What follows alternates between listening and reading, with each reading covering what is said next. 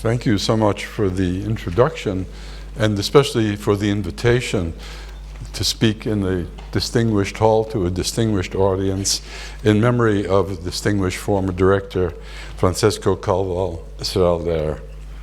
It adds depth and resonance to the series to have his name attached to it. Well,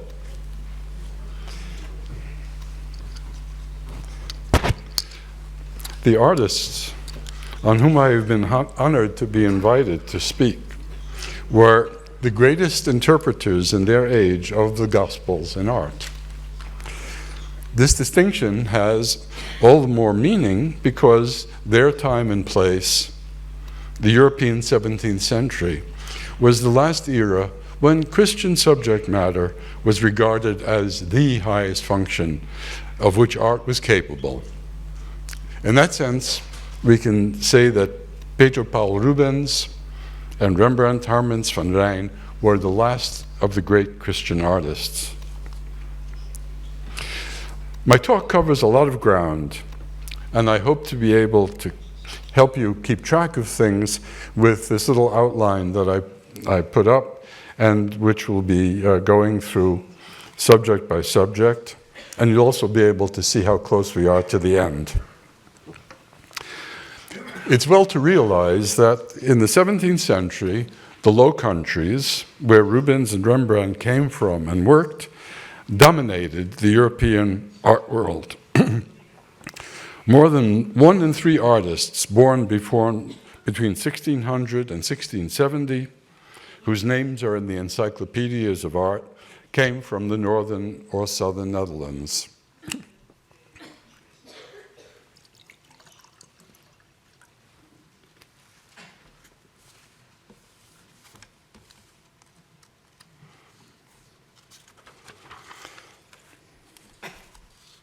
The landscape of the European art world in that time looked like this, with the front and rear peaks being the southern lowlands, today's Belgium, in red, and towering over all the rest in brown, the northern Netherlands, now the Kingdom of the Netherlands.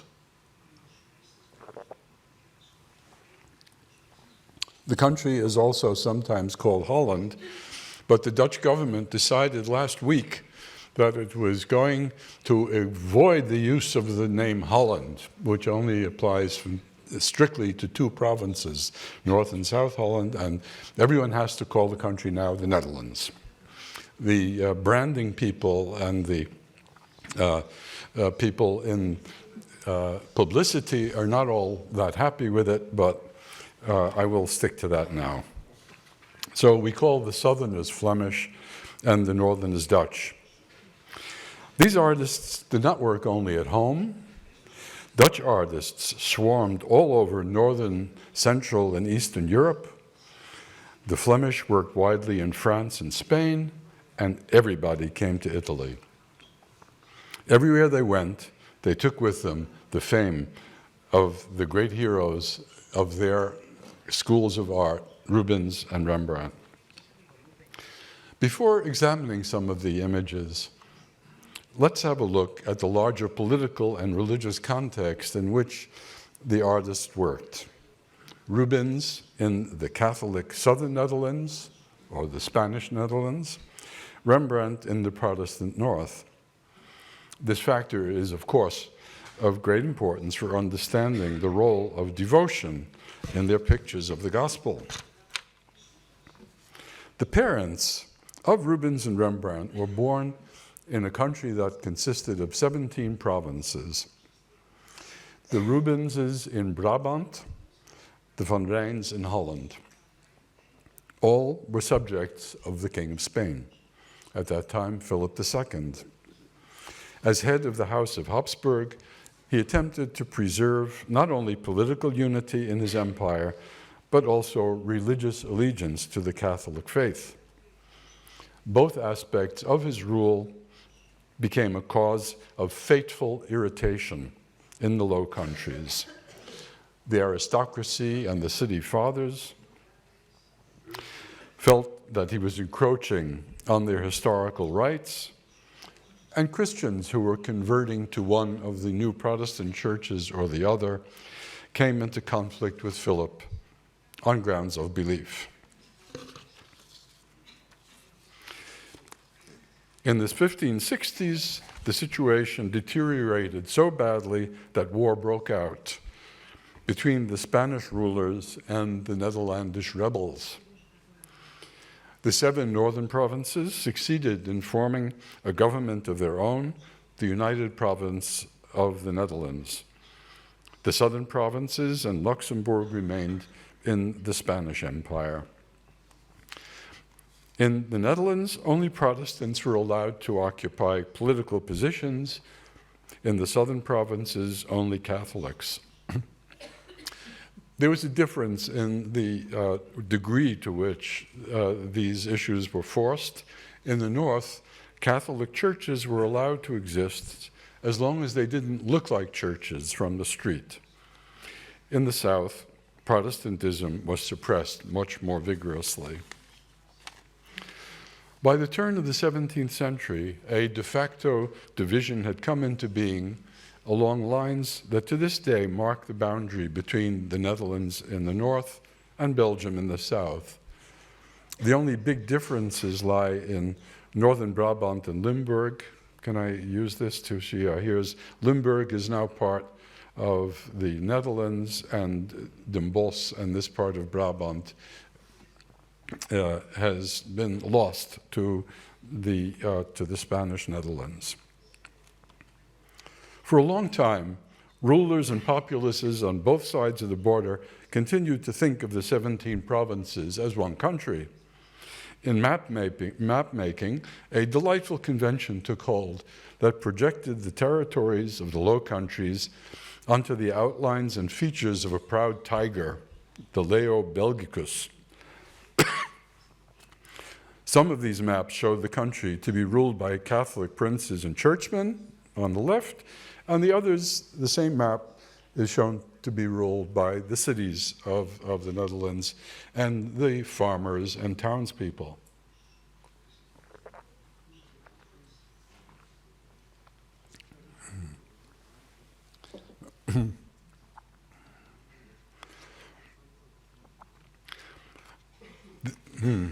The division between the northern and southern Netherlands, which was finalized in 1648 at the end of a war that lasted for 80 years, promotes all kinds of easy simplifications.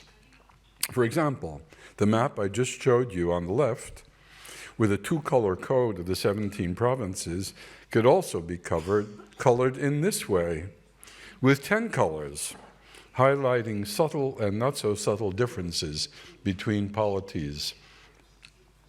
As for religion, I wasn't able to find a color-coded map earlier than 1849, but this gives you something of an idea of the earlier situation as well. The north, with a continuation through the middle, is solidly Dutch Reformed. Can you see this? Oh, yes, okay, on the screen. This is Dutch Reformed. And the south is solidly Catholic. But in the west of the country, in the provinces of Holland and Utrecht, we see a mixture of considerable divergence. Look at all that dark green for Catholic in those provinces. And the red actually looks too unbroken. Among the Protestants, there were numerous denominations, ranging from lenient to strict, from conservative to liberal, from dogmatic to free-thinking, from highly organized to very personal. Many of the Protestants were refugees from the south, who still had relatives in the Spanish Netherlands. Denominational breaks within families were more the rule than the exception. After all these complications, let me show you a super simplified explanation of events. In 2018, the Rijksmuseum in Amsterdam had an exhibition on the 80 Years' War, and they were good enough to explain it in 80 seconds.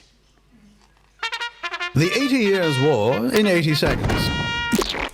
Let's go back in time 450 years. The Netherlands are part of the Spanish Empire. The King of Spain, Philip II, says everyone has to be Catholic. The Dutch rise up in revolt.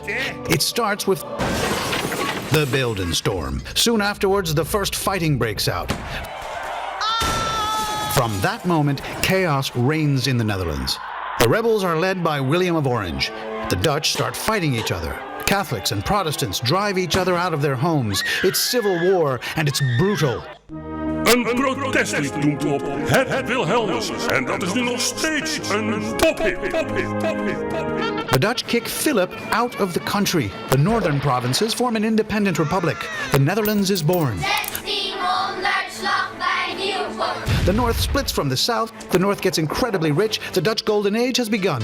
Piet Hein captures the Spanish treasure fleet. The Dutch attack Spanish and Portuguese possessions all over the world. The war almost turns into a world war. In 1648, everyone makes peace again. The Netherlands becomes independent, and we're still enjoying that freedom today. Want to take your time finding out more? Hurry along to the Rijksmuseum. So, there you have it.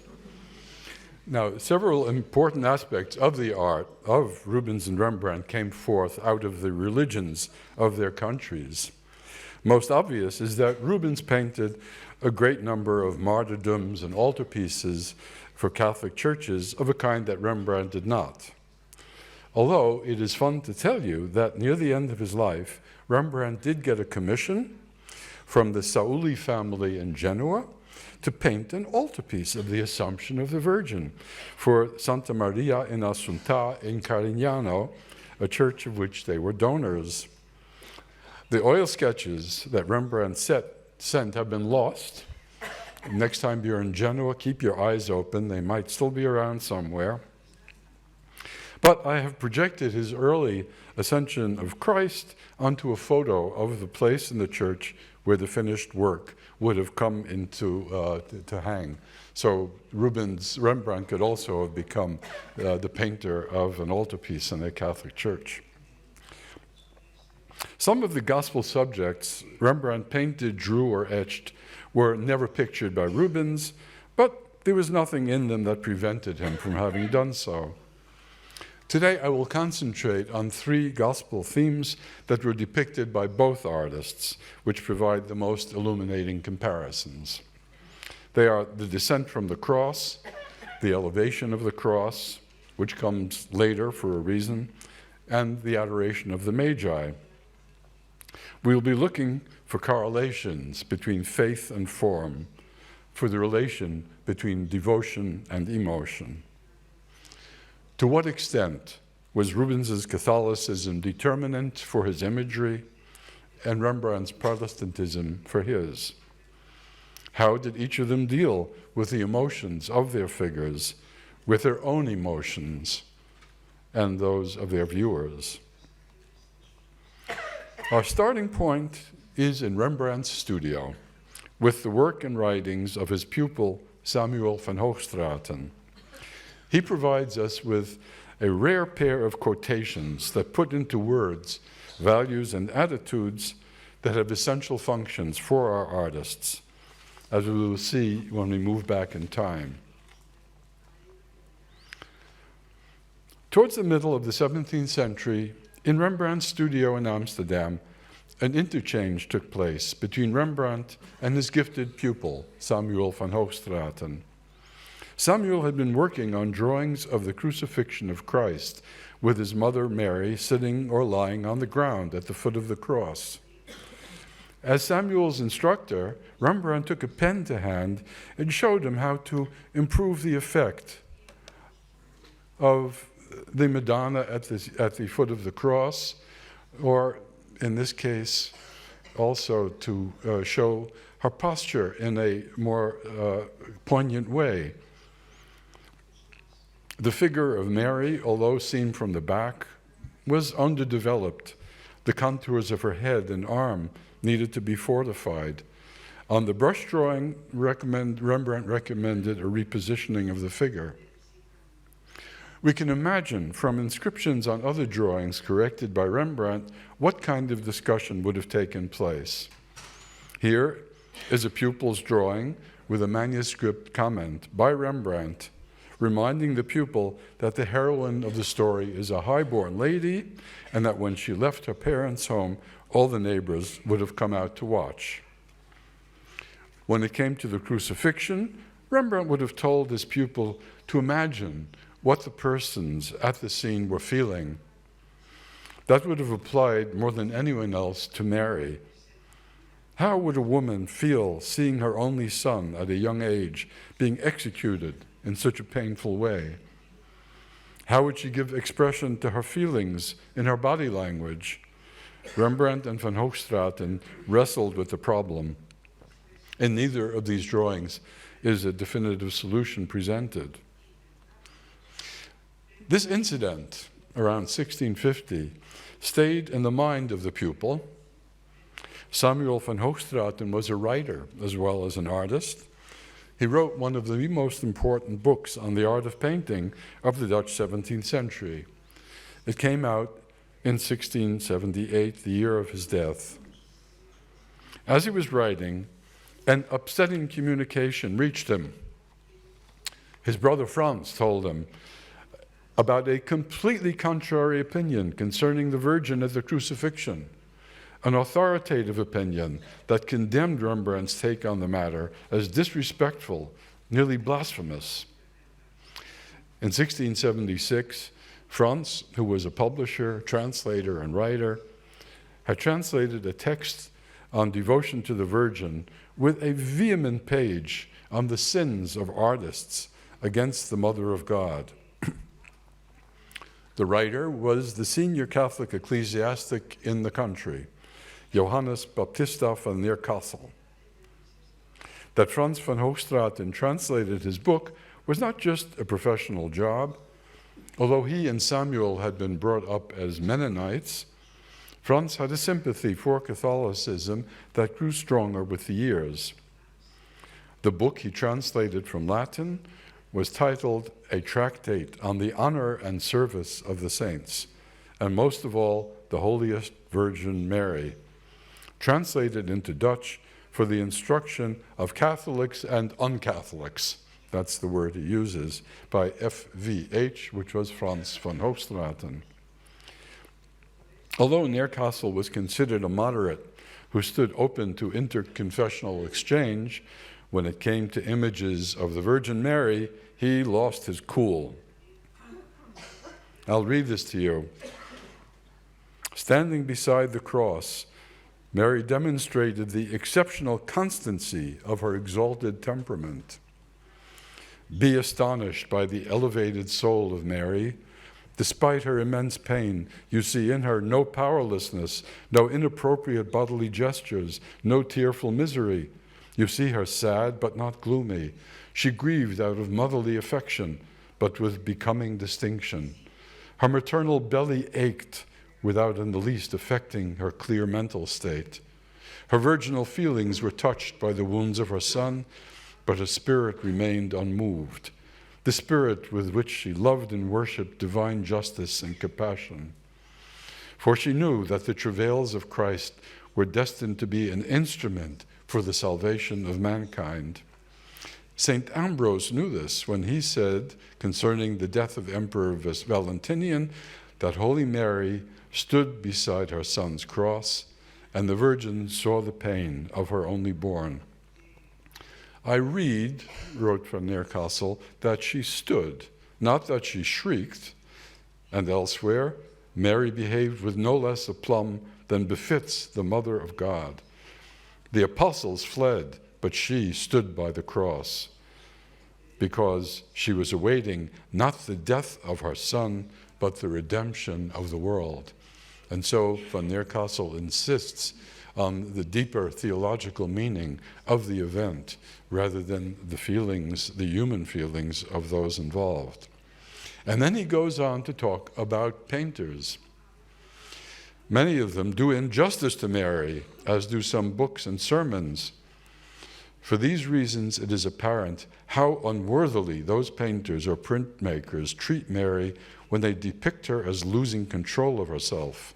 showing the women around her and even John the Evangelist engaged in bringing her back from a fainting spell, and how justified the zeal would be of those bishops who, in support of Mary's honor, would cast any such pictures or images out of the church. He's calling for a veritable act of iconoclasm. Samuel van Hoogstraten was stung. Here, one of the most valuable lessons he had learned from his cherished master, one of the sources of his pride as an artist, was being undermined in no uncertain terms. He did not take it lying down. In his own book on painting, he turned to the issue in the most important section of the main chapter, dealing with the emotions and passions in history painting, including Bible painting. In this connection, he wrote, "I simply cannot go on without telling how we painters are accustomed, in scenes of the bitter passion of Christ, to depict Mother Mary as the one closest to the Savior, with the greatest emotion in our power. Usually this means having her faint and fall unaided into the arms of the other Marys. Great masters have considered this to be not inappropriate, and we have followed their example. However, a certain Johannes, now appointed by his people to be Bishop of Utrecht, asserts in a particular tract that this feminine tenderness does not befit the proud and highly enlightened Virgin, who had taken it upon herself so thoroughly to suffer with patience all that befell her at the hands of God." This sharp confrontation, which is really rare to find, I was delighted to be able to come to find and to tell you about these quotations, which put into so many words issues which are often simply unspoken.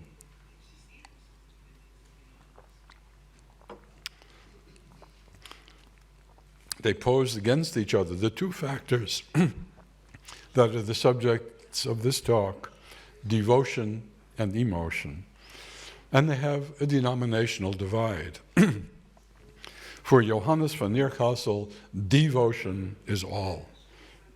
To him, depictions of sacred subjects that do not conform to the principles of Catholic dogma are insults to the faith and have no right to exist.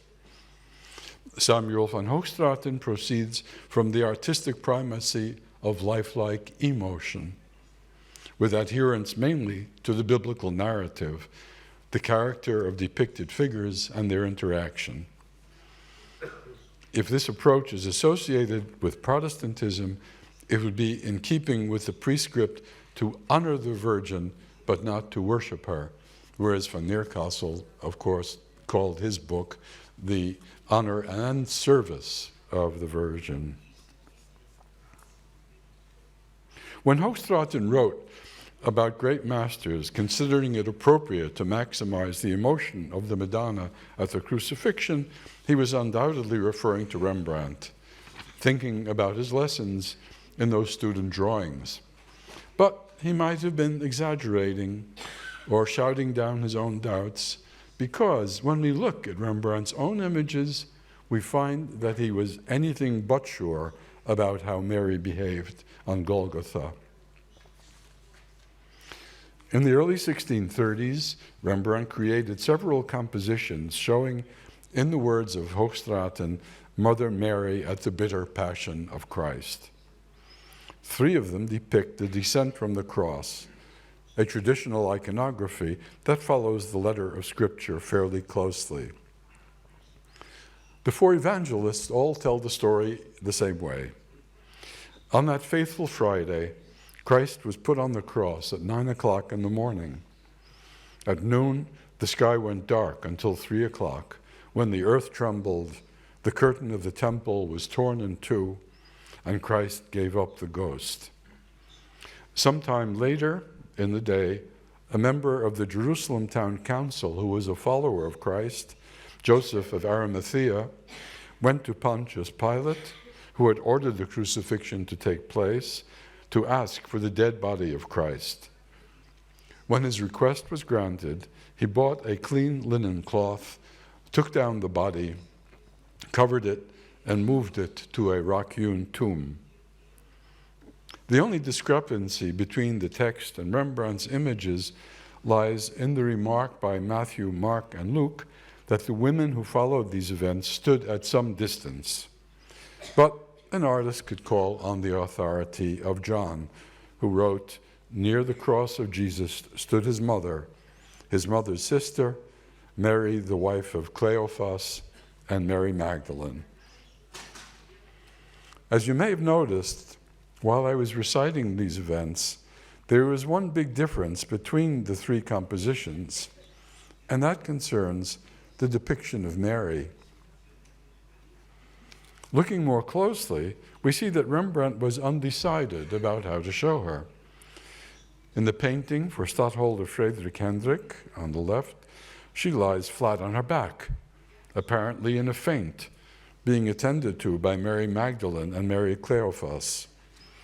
In the etching, which reproduces the painting faithfully in every other respect, the cloth on which the Madonna lay in the painting is now empty, seemingly to be used for the body of Christ.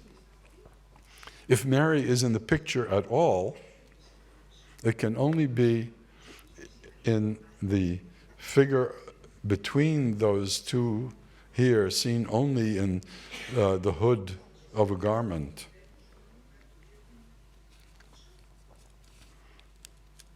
And in the later studio painting on the right, of which the composition was surely by Rembrandt, the Mother of God is standing, but has passed out and is being held up by others.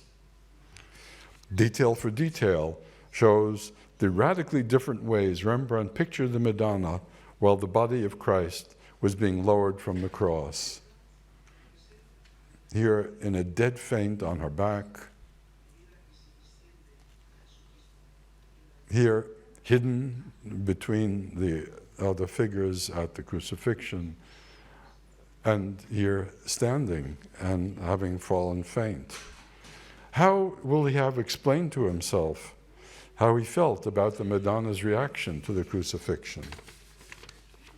In a small etching of Mary at the foot of the cross, made toward the end of this period, Rembrandt opts for the first solution, showing the Madonna fainted and fallen unaided into the arms of the other Marys, or at least one.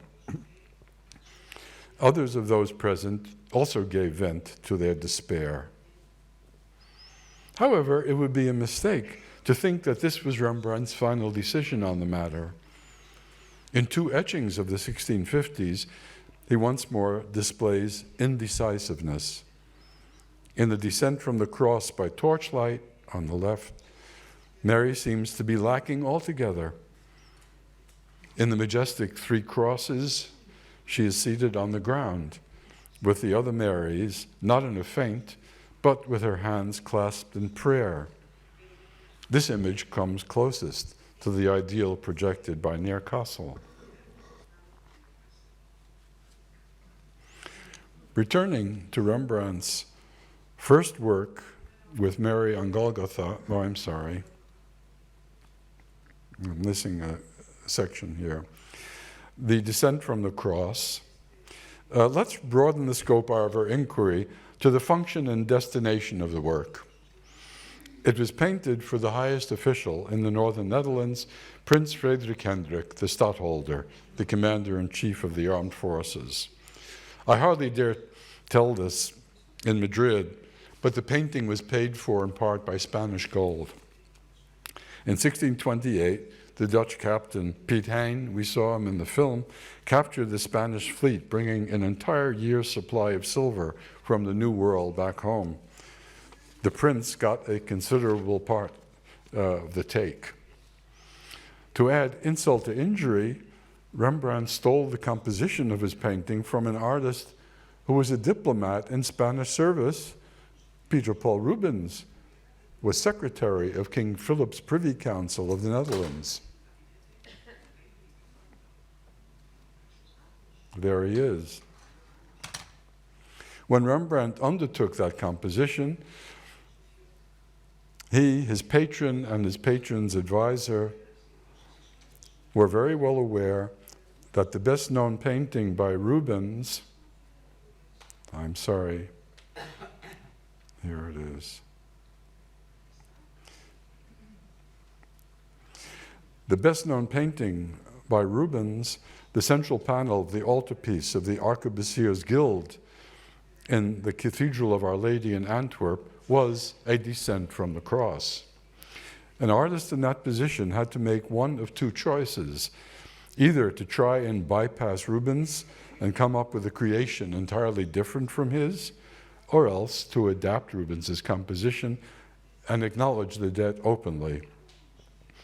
That Rembrandt and the court went for the latter option was nearly inevitable, since if he had tried to ignore Rubens, everyone would have thought of Rubens anyway. The purpose would have been defeated, and there would have been a lot of explaining to do. Emulating Rubens's composition opened a much nicer conversation, the kind of comparison by connoisseurs of the two works, with room for praising Rembrandt without having to put down Rubens.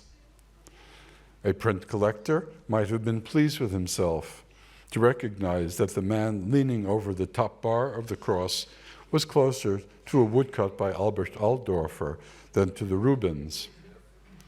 Rembrandt had already started in his young years to collect the prints that would become a major resource for his art and the source of delight. Looking at the Madonnas in the compositions of Rubens and Rembrandt, we seem to have a textbook confirmation of Johannes van Neercastle's thesis. Rubens shows a self-contained and dignified woman in complete possession of herself. She was the vessel of Christ's incarnation as a human by his birth from her womb. She is now participating in the culmination of his time on earth. While Rubens's Mary suppresses her motherly instincts to help effectuate the salvation of mankind, Rembrandt's has collapsed forlornly into the arms of her helpers.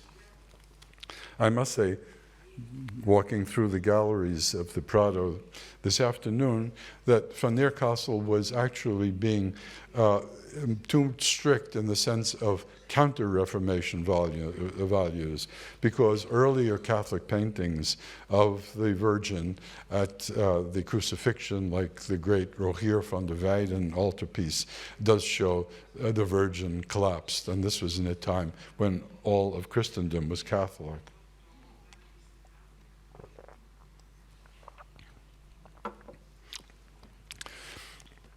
What did all of this mean to our two heroes? For one thing, it is clear that Rembrandt did not see himself as an antagonist of Rubens. He took the older Flemish master as a model, not only for his art, as we have seen, but even for his personal appearance. Although there's no proof for this, I have the strong suspicion that Rembrandt visited Rubens in Antwerp in the winter of 1630, on the eve of his most striking borrowings from Rubens, including the self-portrait and the etching on the right, a year after the self-portrait by Rubens was published in the same form. A look at the backgrounds of the two artists reveals that they were cousins in art. Rubens's most important teacher was the Dutch artist Otto van Veen, who had studied with Isaac Claes van Swanenburg, whose son and pupil Jacob was Rembrandt's first master. Both Van Veen and Jacob van Swanenburg worked for long periods in Italy. Jacob became a Catholic there. Otto had patrons in high positions in the church and fulfilled Catholic commissions in Italy, France, and Flanders. And this is an illustration of that mixture through the art world, through society, through families that I told you about at the beginning. As for Rubens, although no one would doubt his devotion to Catholicism, he was born to a Calvinist father and a Lutheran mother, and did not become a Catholic until the age of 12, when his mother underwent a conversion to Catholicism that was certainly opportune, and perhaps opportunistic. And Rembrandt seems never to have become a member of a church.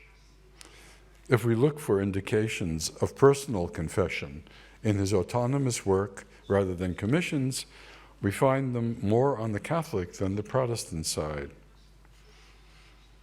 Take, for example, this etching of the Madonna and Child.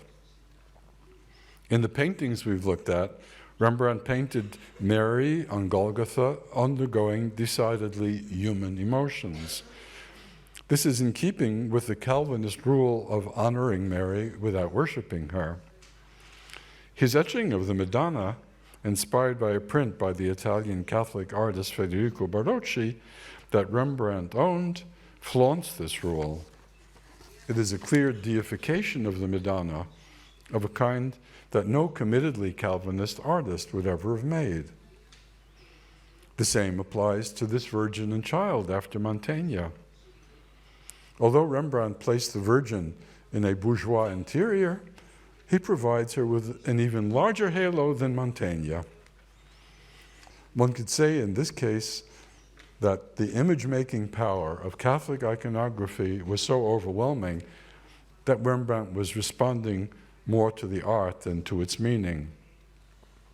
But that cannot be said of Rembrandt's portrait of his 18-year-old son Titus as a Franciscan monk, which expresses personal sympathy with Catholic monasticism.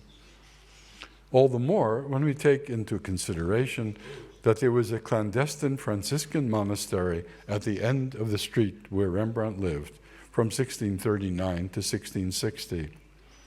This painting was made in the very year when the artist and his family left for the other side of town. What I think this shows is that even when we find markers of Protestant belief in Rembrandt's work, we cannot take them as evidence for his exclusive devotion to Reformed Christianity. That is a big difference with Rubens and Catholicism. Even in his commissions for Catholic churches, we sense a complete personal commitment in Rubens to the message of the work. A few minutes ago, when we looked at this comparison, I suggested that Rembrandt may have seen the original altarpiece after which Forstermann's print was made. The comparison of his painting with that of Rubens is illustrated in art history books and in slide lectures like this. That, however, does not do justice to the case. Let me show you what the two paintings look like in proper size scale. Rembrandt's painting could be fit 25 times into Rubens's. And size is not the whole story. Rubens's vast painting is the central panel of a triptych made for the altar of the Antwerp Arquebusiers Guild in the cathedral. The side panels of the open triptych show the visitation, Mary visiting her equally pregnant cousin Elizabeth, and the presentation in the temple. The themes are related in more ways than one. They represent not only the beginning and the end of the Incarnation, but also show the three bearers of Christ. The Virgin carrying him in her womb, Simeon raising him in his arms, and the cross holding him up. To us, this might seem a bit far-fetched, but not to Antwerp worshippers of the time. They will have known that the patron saint of the Antwerp Guild of the Arquebusiers was St. Christopher, whose very name means bearer of Christ. Indeed, the left outside wing of the altarpiece has a monumental St. Christopher based on a Michelangelo model. The idea of bearing Christ, therefore, carries over from the outside panels of the altarpiece, which you see when it's closed, to the inside. This interpretation was actually published as early as 1771. The hermit with his lantern amplifies the meaning of these very physical scenes by showing, in the words of Simon Schama, the transformation of weight into pure celestial light.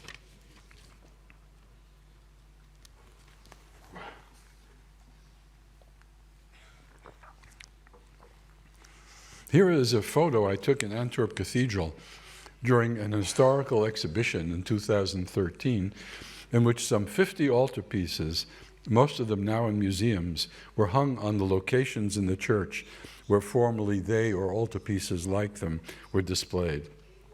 Rubens's Descent is in the distance, over here.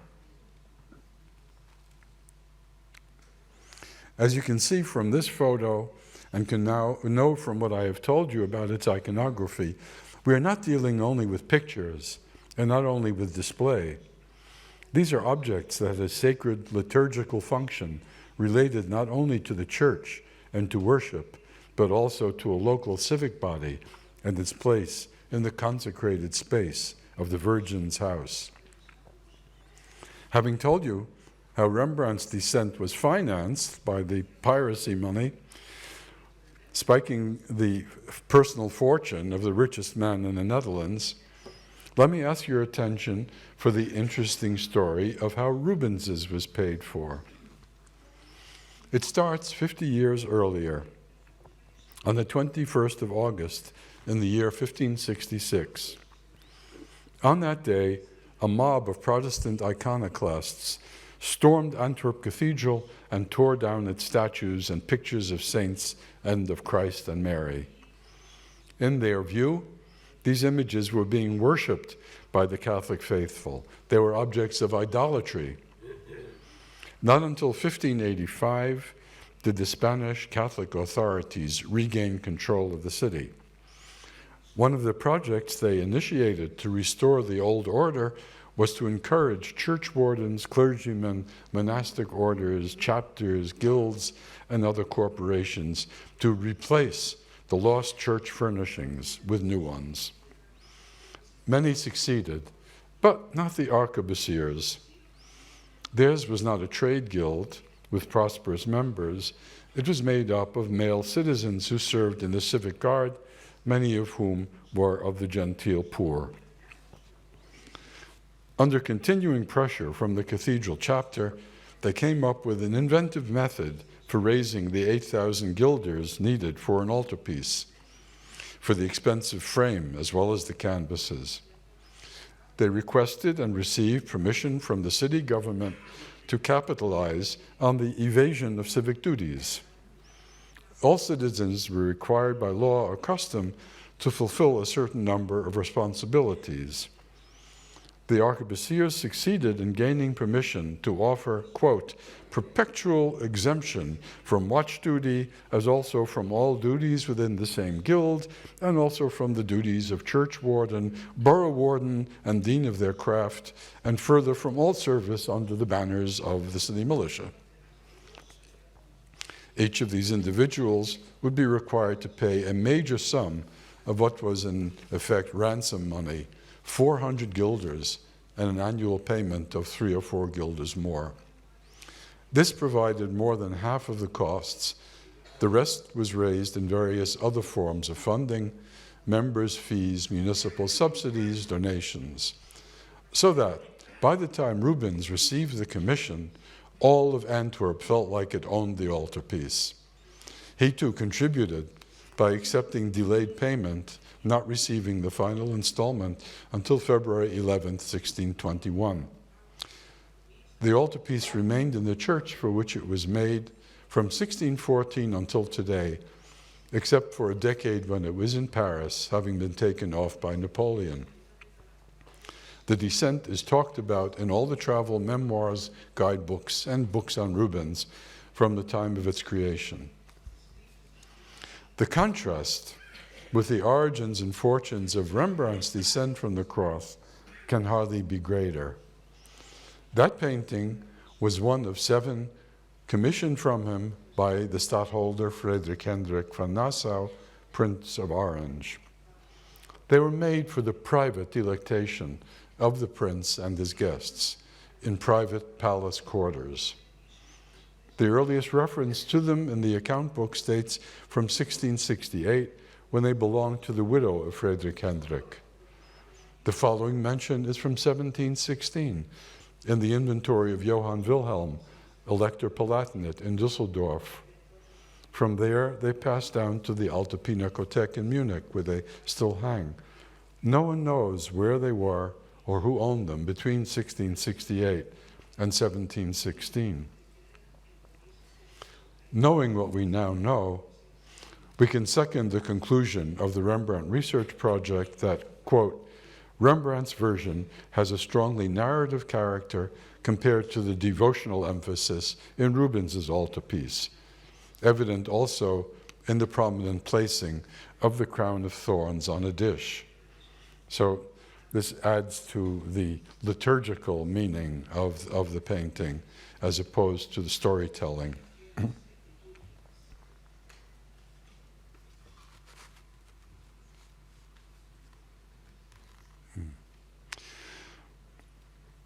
Dear ladies and gentlemen, as you may have been saying to yourselves, Christ cannot have been lowered from the cross without having been raised there first.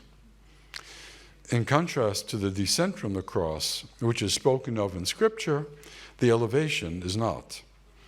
It was depicted sporadically in art from around 1500 on, but artists were freer to interpret it as they will. There was disagreement about the mechanics of the operation. Was Christ nailed to the cross before it was raised on the ground, or was he affixed to a standing cross? Did Rubens and Rembrandt also depict that event, and if so, how? They did indeed. And once more, we're confronted with the same vast difference in scale and function as in the descents from the cross. The story of the Rembrandt is the same as for his descent, made for the prince. But that of Rubens is different and again much more interesting. The commission for this painting was given to Rubens not long after he returned to Antwerp from Italy, where his career had an auspicious start.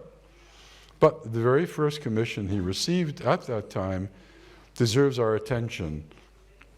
And I'll show it to you now, not only because it's one of the treasures of the Prado, but also because it is the logo for the entire series of lectures where we are this evening.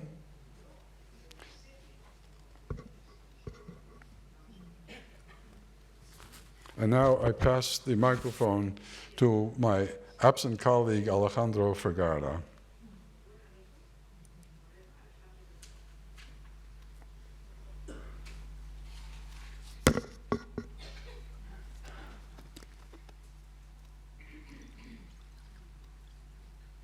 Uno de los cuadros que tiene el Prado de Rubens, que tiene una historia más interesante, es la Gran Adoración de los Magos, el mayor de los cuadros de Rubens que tiene el Museo.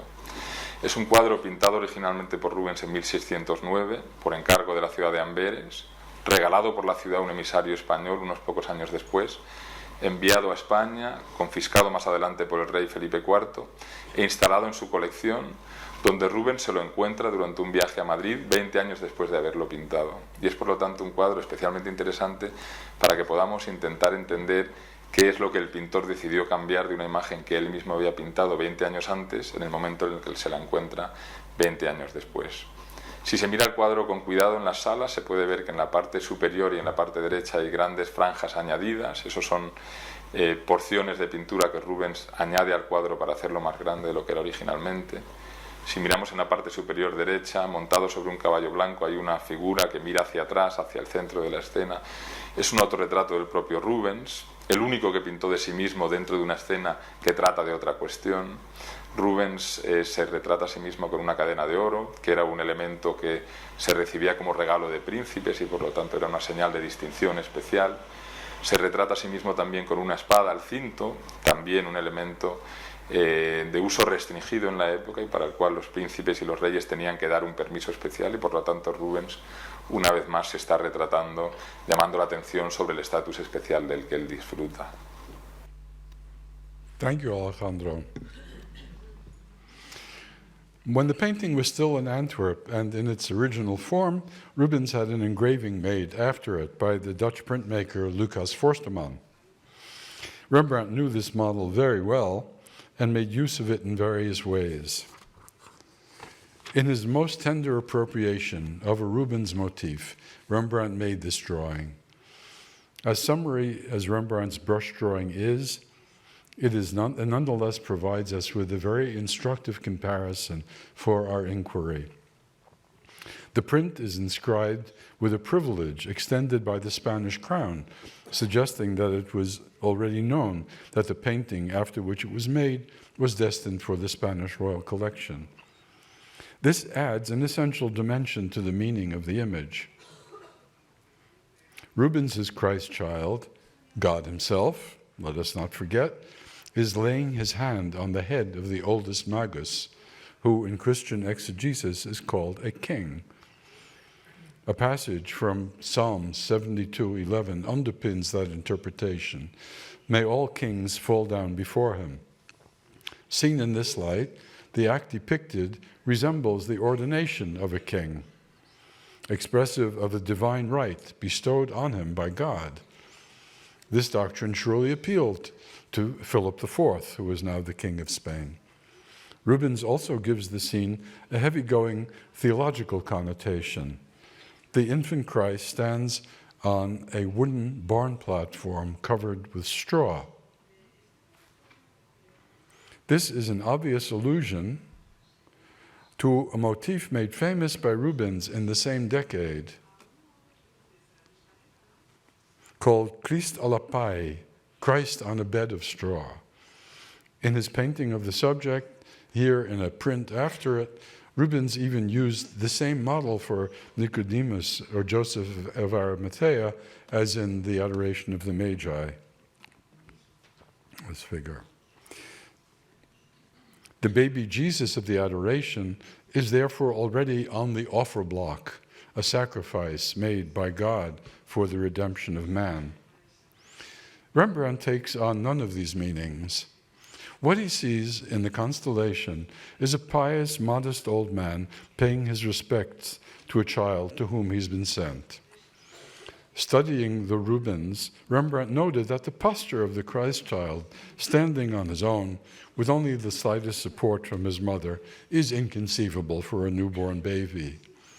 He lets Mary hold Jesus in the way all of us have enjoyed so much, having him stand on her knees, making his mother hold him firmly, while she lets him bend over trustingly and adding to his weight. To put it simply, for Rubens, the imagery serves the outside purposes of politics and dogma.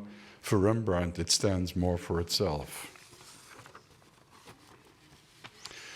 When Rubens took on a commission for a depiction of the scene from the Gospels, he was subject to constraints of all kinds. If there was an altarpiece, he was expected to conform to the rule that the central panel be a depiction of Christ, the Madonna, or the saint to which the altar was dedicated. More than that, he was guided by explicit instructions from, quote, the doctors of the Counter-Reformation. I can do no better than to quote Simon Schama from his book Rembrandt's Eyes. The foremen of Catholic Europe, quote, wanted to use images to create a Biblia Pauperum, a Bible for the poor and illiterate. They were, wait a second. I've lost the text.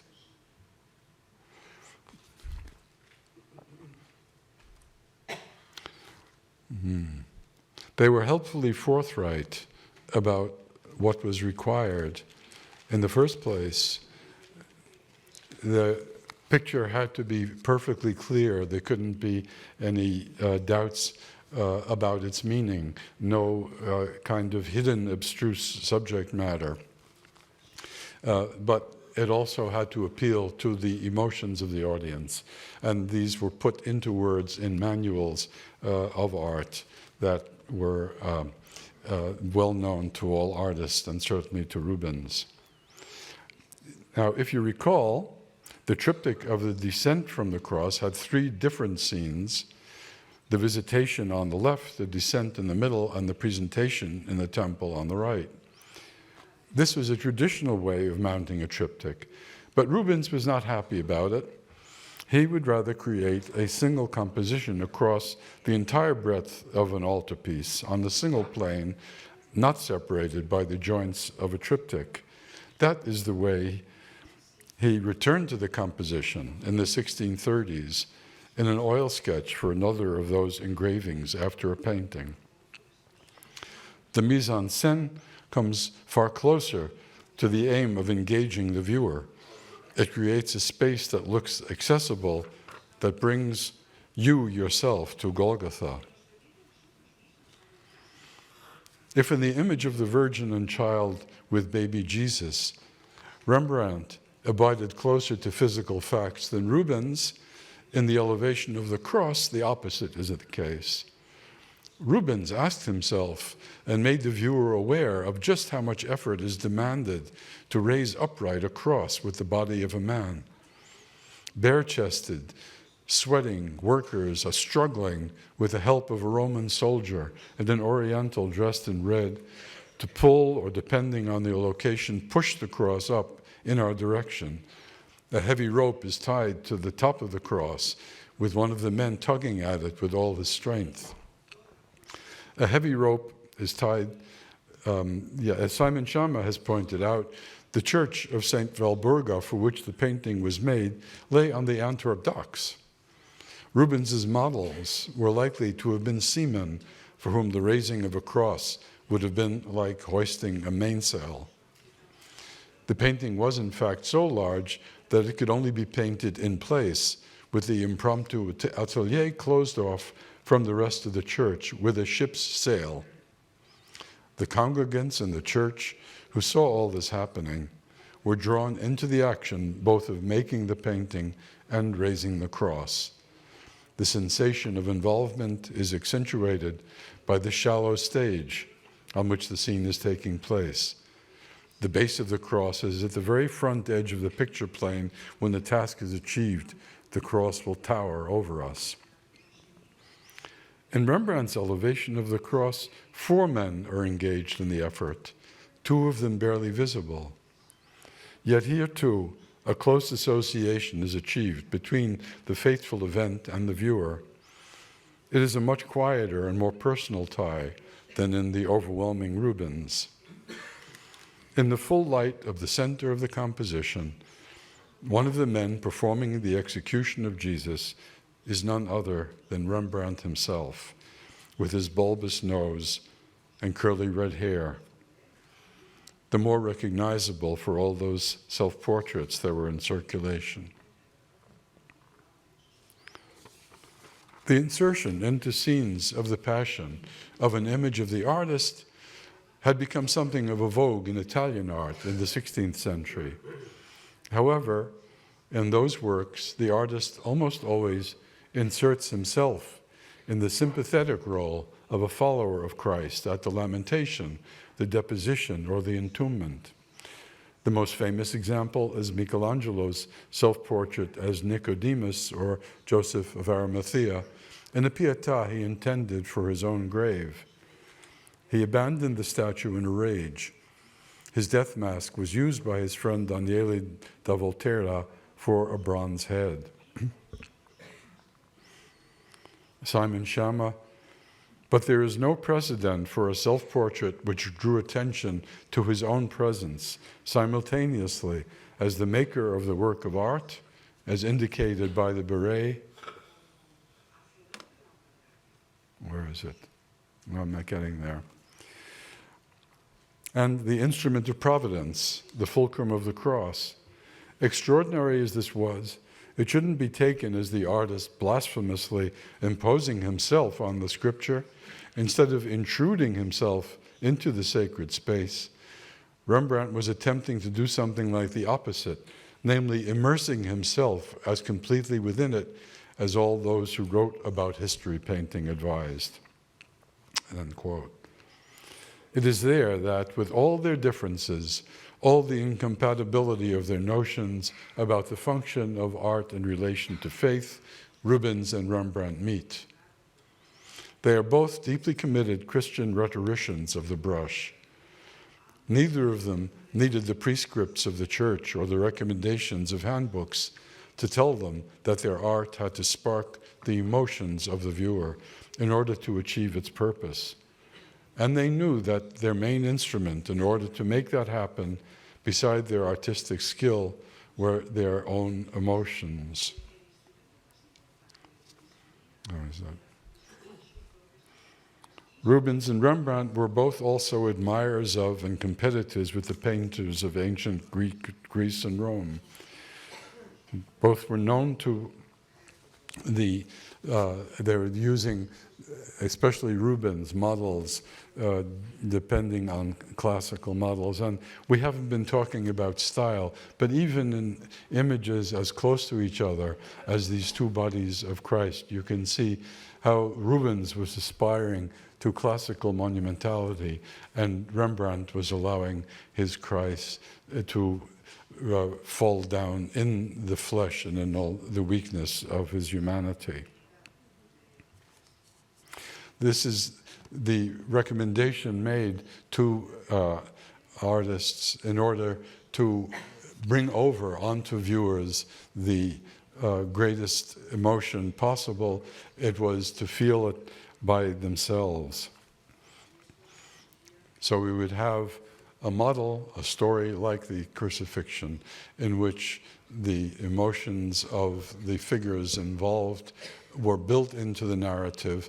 The artist, thinking about it, internalizing it, would feel it on his own, and then passing it on to the viewer. If Rubens did not put his own face into his passion paintings, he did not have to. Who can doubt that he was moved to the core in imagining and imaging the death of Christ? Allow me to call in, for the final word, another artist who observed this process in himself, an artist you might not think of in these terms. In an interview with Selden Rodman in the 1960s, Mark Rothko made this unexpected and rather aggressive statement about his art. I'm interested only in expressing basic human emotions, tragedy, ecstasy, doom, and so on. And the fact that lots of people break down and cry when confronted with my pictures show that I communicate those basic human emotions. The people who weep before my pictures are having the same religious experience I had when I painted them. And if you, as you say, Rodman, are moved only by their color relationships, you're missing the point. One could think that there was an essential difference between Rubens and Rembrandt on one hand and Rothko on the other, and that they were putting their artistic powers and emotional capabilities to work in the service of divine worship. But Rothko says basically the same, by calling in his feelings as an artist and those of his viewers a religious experience. The last word is his. Thank you.